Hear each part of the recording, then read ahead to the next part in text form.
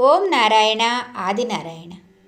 నేను దర్శించిన మహాత్ములు అవధూత శ్రీ వెంకయ్య స్వామి. రచన పూజ్య ఆచార్య శ్రీ ఎక్కిరాల భరద్వాజ గారు. గాత్రం గంటి రేవతి. పర్యవేక్షణ మండవ రవికాంత్. శ్రీ అవధూతాయ నమః. అధ్యాయం 11. అంతు పట్టని స్వామి. బరిగెల నాగయ్య ఒకసారి, స్వామి వర్షం ఎలా వస్తుంది అని అడిగితే, పైవాళ్ళని అడిగితే చెబుతారయ్యా అన్నారు స్వామి. మీకంటే పైవాళ్ళెవరు, మీరే చెప్పండి అన్నాడు నాగయ్య. స్వామి, వాన కురిపించే 10 ఇంజన్లు మనవే గదయ్యా, వాటిలో ఒకదానిని పూర్తిగా పనిచేయించినా ప్రపంచం తలక్రిందులవుతుంది. ఒకదానిలో సగమే గదయ్యా పని చేయించేది అన్నారు.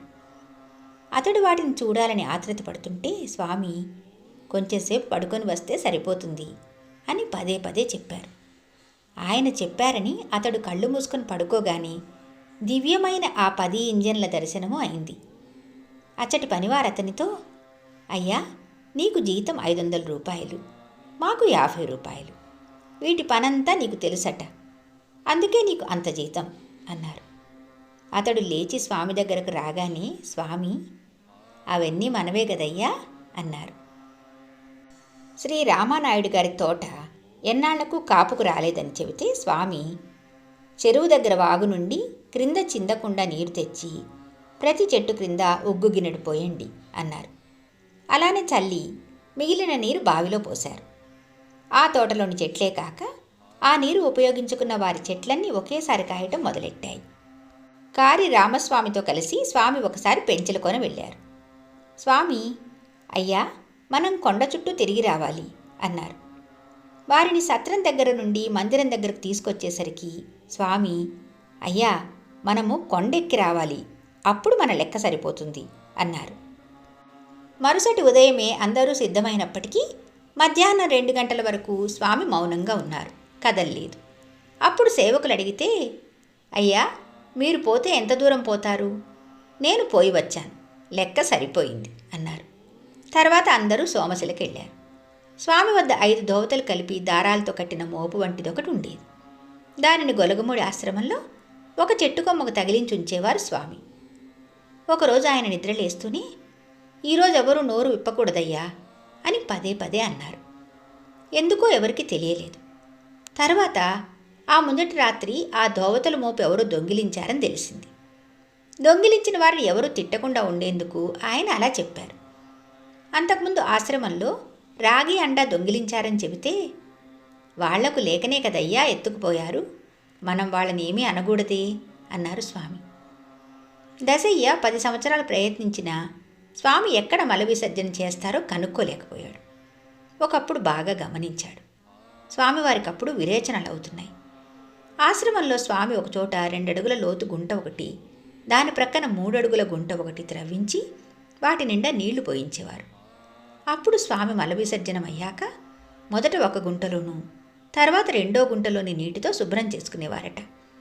ఆ గుంటలలోని నీరెండిపోతే మరలా అవి పొర్లిపోయేదాకా పోయించేవారు. అలానే మరొకప్పుడు దశయ్య, స్వామి, మీరు 8 గుండాలు వేస్తే చూడాలని ఉంది అన్నాడు. అయ్యా, మీరు తెస్తే నేను వేయనా అన్నారు స్వామి. వెంటనే అతడు 4 బండ్లు మనుషులను తీసుకువెళ్ళి మొత్తం 16 బండ్ల కట్టెలు కొట్టించి తెచ్చాడు. స్వామి 8 గుండాలు వేసి తెల్లవారేసరికి కట్టెలన్నీ ఖర్చు చేశారు. కొన్నాళ్ల వరకు ఆయన ఆ 8 గుండాలు నిర్వహించారు. తలుపూరులో ఒకరోజు స్వామి, అయ్యా, పైవాళ్లంతా పెంచల కోనలో మీటింగ్ పెట్టుకున్నారు. పెంచలయ్య వాళ్లకు జవాబు చెప్పలేక మనల్ని రమ్మని 3 నాళ్ల నుండి తిరుగుతున్నాడు. మనము ఈరోజు పోయి అందరికీ సమాధానం చెప్పి పెంచలయ్యకు ఎలాంటి ఆటంకము లేకుండా చేసి వద్దాం, బయలుదేరండి అన్నారు. ఆయన అందరినీ తీసుకొని పెంచలకొని చేరారు. ఆయన ఆ దేవాలయం ముందు కూర్చుని రాత్రంతా మన కంటికి కనిపించని ఎవరితోనో మాట్లాడుతున్నారు. ఆ మాటలు ఎవరికీ అర్థం కాలేదు. తర్వాత, పెంచలయ్యకు పీకులాట తప్పింది, ఇక పోదాం పదండి అన్నారు. ఆ రోజు బుధవారం. ఆ రోజులలో శనాద్వారాల్లో మాత్రమే బస్సు పెంచల కొనకొచ్చేది. ఆ విషయం స్వామికి చెబితే, బస్సు వస్తుందిలేయ్యా అన్నారు. పావుగంటలో బస్సు రానే వచ్చింది. ఆనాడు బస్సు ఎందుకు వచ్చిందని డ్రైవర్ని అడిగితే, గోనుపల్లె నుండి బయలుదేరాక దేవుణ్ణి చూడాలనిపించి బస్సు వెనక్కి తిప్పి తీసుకొచ్చాం. స్వామిని తీసుకెళ్లడానికే భగవంతుడు అలా చేసుంటాడు అన్నాడు. షిరిడీ సాయి యొక్క మరొక రూపమైన శ్రీ అక్కలకోట స్వామి కూడా ఆలయాలలోని దేవతలను పరుషంగా మాట్లాడి మందలించి సకాలంలో వర్షాలు కురిపించడం వంటి లోకహితమైన పనులు చేయమని వారిని ఆదేశిస్తుండేవారు. అప్పుడు ప్రకృతి వైపరీత్యాలు తొలగిపోయాయి. ఒకరోజు స్వామితో దొడ్ల రామిరెడ్డి, స్వామి, మీ దయ వలన కేసు గెలిచాను. గెలిస్తే మీకు ఒక గట్టి ఇల్లు కట్టించాలనుకున్నాను. ఇల్లు ఎలా కట్టించమంటారో చెప్పండి అని ప్రార్థించాడు. స్వామి, నాకు ఇల్లు వద్దు కానీ ఇచ్చట ఆంజనేయ స్వామి గుడికి ప్రహరీ కట్టించు అన్నారు. అతడు సరేనని వెళ్ళాడు, కానీ ఆ విషయమే పట్టించుకోలేదు. స్వామి ఒకరోజు బుజ్జయ్యను, కాటన్రెడ్డి సుబ్బరామరెడ్డిని పిలిచి, అయ్యా, మీరు రాత్రి 12 గంటలకు కాలినడకన వెళ్ళండి. ఆయన ఆంజనేయ స్వామి గుడికి ప్రహరీ కట్టిస్తానన్నాడు. ఆ విషయం మాట్లాడి రండి అని చెప్పారు. అలానే వారిద్దరూ అర్ధరాత్రి 6 మైళ్ళు నడిచి వెళ్ళి దొడ్లరామరెడ్డిని నిద్రలేపి విషయం చెప్పారు. అతడు, నాకింకా కొన్ని కోర్టు కేసులున్నాయి, అవి కూడా పూర్తయితే కట్టిస్తాను. మిమ్మల్ని స్వామి పంపారు గనక 400 రూపాయలు ఇస్తాను, మిగిలినది చందాల దండి కట్టించండి అన్నాడు. ఆ డబ్బు తీసుకుని తిరిగి వచ్చి స్వామికి చెబితే, ఆయనే వచ్చి కట్టిస్తాళ్లే అయ్యా, మీరు పని మొదలుపెట్టండి అన్నారు స్వామి. వారు పని ప్రారంభించిన 4వ రోజున రామిరెడ్డి వచ్చి పని చూసి, మిగిలిన పైకం కూడా నేనే పంపుతాను, ఎక్కువ మంది మనుషులను పెట్టి త్వరగా పూర్తి చేయించండి అని చెప్పి వెళ్ళాడు. ఇంతకు అతడే వచ్చి అన్నీ కట్టించేటప్పుడు బుజ్జయ్య వాళ్ళను కాలినడకన అర్ధరాత్రి పంపించినది ఎందుకో ఆయనకే తెలియాలి. ఇలానే శ్రీ సాయిబాబా నివాసం ఒక శిథిలమైన మసీదు, దాన్ని మరమ్మతు చేయించాలని ఒక భక్తుడు రాళ్లు తోలించాడు. కానీ వాటితో షిరిడీలోని ఆలయాలు బాగు చేయించమని సాయి ఆదేశించారు. ఒకరోజు పోలీసులు దొంగను వెతుకుతూ స్వామివారిని అనుమానించి కలువాయి పోలీస్ స్టేషన్కి తీసుకువెళ్ళి తాళం పెట్టారు. సాయంత్రానికి గ్రామస్తులకు తెలిసి వాళ్ళు సబ్ ఇన్స్పెక్టర్ను చీవాట్లు పెట్టి స్వామి గురించి చెప్పారు. అతడు స్వామిని క్షమాపణ కోరి వదిలిపెట్టాడు. స్వామి, ఇక్కడైనా బాగానే ఉంది కదయ్యా, ఇక్కడింకా 6 గంటలు ఉండాలి అని చెప్పి అంతసేపు అక్కడే ఉండి వచ్చేశారు. మానవమానాలు, సుఖదుఖాలు కర్మ ఫలితమే గాని అర్హతకు సంబంధించినవి కావు. అదే స్వామి బోధ. అనంతసాగరంలో చెడ్డా వెంకటరెడ్డి తరచుగా స్వామికి ఆతిథ్యం ఇచ్చేవాడు. ఒకరోజు అతడు, స్వామి, మీరు మహాత్ములంటారే, నాకేదైనా నిదర్శనం చూపండి అన్నాడు. స్వామి, అయ్యా, నిదర్శనం చూస్తావా, సరే కళ్ళు మూసుకో అని అతడి తలపై చేతితో తాకి కళ్ళు తెరవమన్నారు. చూస్తే కనుచూపు మేర వరకు ప్రపంచమే లేదు. చెట్లు, ఇండ్లు ఏవీ లేవు. ఎంత దూరం చూసినా లెక్కలేనన్ని నీటి గుంటలు, ప్రతి గుంటలోనూ మెడలోతులో స్వామి మాత్రమే నిల్చుని ఉన్నారు. వారి తల మాత్రమే కనిపిస్తున్నది. ఆ దృశ్యం చూడలేక, స్వామి, తమరు దైవస్వరూపులు, మీకు ఆది అంతము లేవు, ఈ దృశ్యం భరించలేను, మామూలు దృష్టి ప్రసాదించండి అని విశ్వరూపం చూసిన అర్జునుల్లా వెంకటరెడ్డి వణికిపోతూ అన్నాడు. స్వామి అతని తలపై త్రాకగానే మరలా మామూలు ప్రపంచమే గోచరించింది. ఒకసారి బద్వేలు తిప్ప మీదుగా వెడుతూ రాజుపాలెం జయరామయ్యతో స్వామి, ఆకాశంలో వెళుతున్న వారిని చూడయ్యా అన్నారు. కానీ అతనికి ఎవరూ కనిపించలేదు. స్వామి అతని కళ్ళు తాకి మరలా చూడమన్నారు. ఈసారి అతనికి చాలా పొడవైన మనుషులు ఆకాశంలో నడుస్తూ కనిపించారు. స్వామి తిరిగి అతని కళ్ళు తాకగానే అతనికి ఆ దృశ్యం అంతరించి పరిసరాలు తెలిసాయి. సాయిబాబాను ఒక భక్తుడు వైకుంఠము, కైలాసము వంటి లోకాలు నిజంగా ఉంటే తనకు చూపమని కోరినప్పుడు ఆయన అలాగే అతనికి దివ్య దర్శనమిచ్చారు. ఒకరోజు భక్తురాలు వక్కెమ్మ ఆశ్రమంలో స్వామివారికి ఎదురుగా దూరంగా నేల మీద పడుకొని చూస్తున్నది.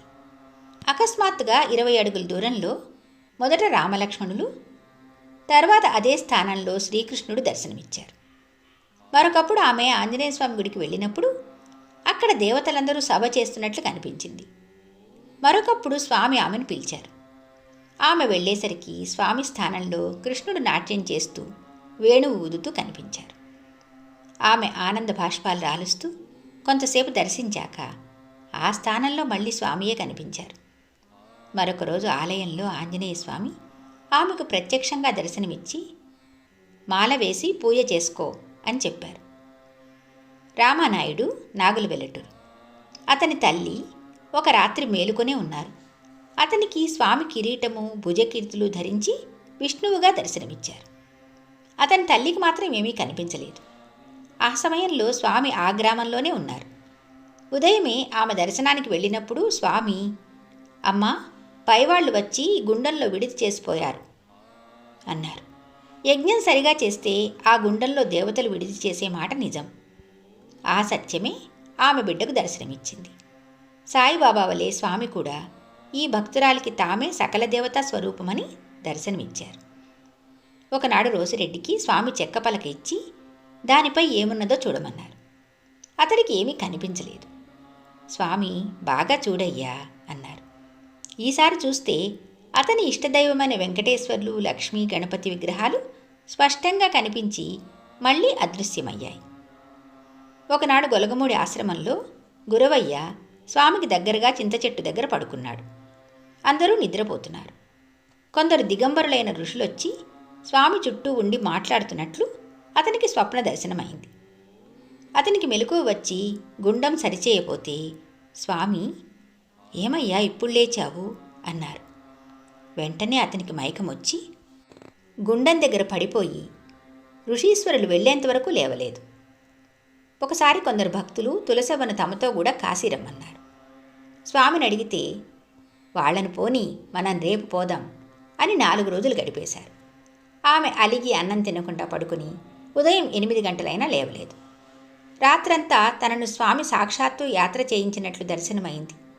నెల తర్వాత యాత్రకు వెళ్ళిన వారు తిరిగి వచ్చినప్పుడు అక్కడి విశేషాలన్నీ ఆమె చక్కగా వివరించింది. వాళ్ళందరూ చాలా ఆశ్చర్యపోయారు. నెల్లూరులో ఒక ఇన్కమ్ ట్యాక్స్ ఆఫీసర్ గారి కుక్కకు జబ్బు చేసింది. వారు దానిపై మమకారంతో ఎన్ని చికిత్సలు చేయించినా తగ్గకపోయేసరికి కారులో దానిని స్వామి దగ్గరకు తీసుకొచ్చారు. స్వామి, కుక్క ఒకరికొకరు కొద్దిసేపు చూసుకున్నాక అది ఆయన పాదాల వద్ద ప్రాణం వదిలింది. సాయి పాదాల వద్ద ఒక పెద్ద పులి ప్రాణం విడిచినట్లే. అలానే ఒకసారి కలువాయి మార్గంలో స్వామి సేవకులు వస్తుంటే చూసి కూడా డ్రైవర్ బస్సు ఆపలేదు. కొద్ది దూరం వెళ్ళి బస్సు అకారణంగా ఆగిపోయింది. తిరిగి స్వామి బృందం బస్సు ఎక్కగానే బస్సు బయలుదేరింది. ఈ అధ్యాయంలోని మిగిలిన విశేషాలను వచ్చే భాగంలో చెప్పుకుందాం. భగవాన్ శ్రీ శ్రీ శ్రీ గొలగముడి వెంకయ్య స్వామి మహారాజుకి జై. ఓం నారాయణ ఆదినారాయణ.